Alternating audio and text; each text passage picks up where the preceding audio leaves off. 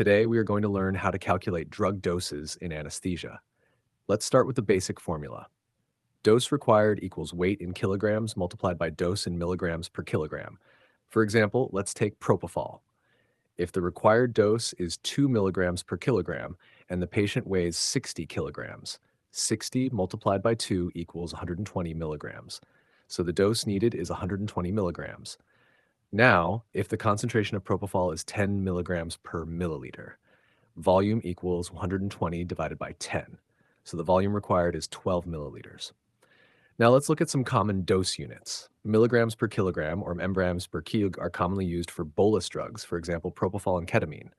Micrograms per kilogram or microgram kidring are used for potent drugs, for example, fentanyl and sufentanil. Micrograms per kilogram per minute or microgram kg per min are used for vasopressor and inotrope infusions, for example, noradrenaline and adrenaline. Milligrams per kilogram per hour or mgrams per gram per hour are used for continuous infusions, for example, propofol infusion and dexmedetomidine. And milliliters per kilogram or mLs per kilogram are used for fluids, for example, crystalloids and colloids. Now let's move to infusion calculation.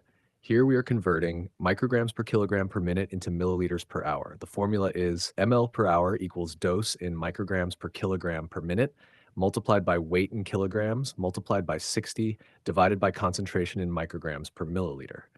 Let's take an example. Noradrenaline is being given at 0.05 micrograms per kilogram per minute. The patient weighs 60 kilograms, and the concentration is 40 micrograms per milliliter.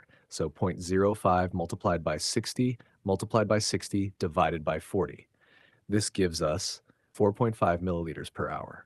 Now let's look at some important points. Always verify the dose with the indication and patient factors, such as age, weight, and organ function. Know the maximum safe dose. Double check your calculations before administration, and when in doubt, ask and confirm. Also, always check dose, concentration, route, maximum dose, and patient factors.